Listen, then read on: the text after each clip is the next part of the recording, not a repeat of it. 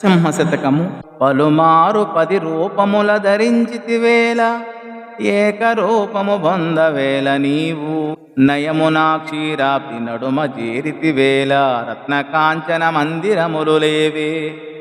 పన్నగేంద్రుని మీద పవ్వలించితివేళ, జలతారు పట్టె మంచములు లేవే. రెక్కలు గల పక్షినెక్కి సాగితివేళ, గజతురంగాందోళికములు లేవే. కంజలోచన ఇటువంటి వైభవములు, సొగసుగా నీకు తోచెనో సుందరాంగ. భూషణ వికాస శ్రీధర్మపుర నివాస, దుష్ట సంహార నరసింహ దురిత దూరా. శోభామయమగు ధర్మపురమున వసించు ఓ నరసింహస్వామి, నీవు దివ్యాభరణములతో ప్రకాశించువాడవు, పాపములను పోగొట్టేవాడవు, దుష్టులను శిక్షించువాడవు.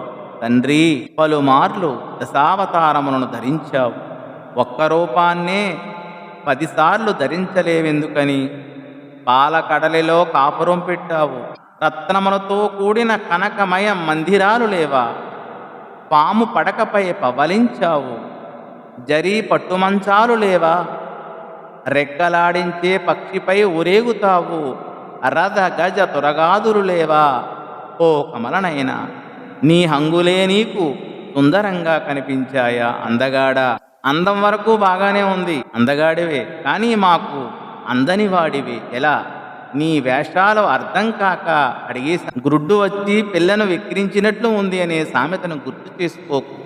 ఏం చేద్దాం, నిన్ను అర్థం చేసుకోవాలంటే ఏదో సామెత అన్నట్టు తల ప్రాణం తోకకు వచ్చింది ఇలాగా ఉంది అని ఈ పద్య భావము. ధన్యవాదములు.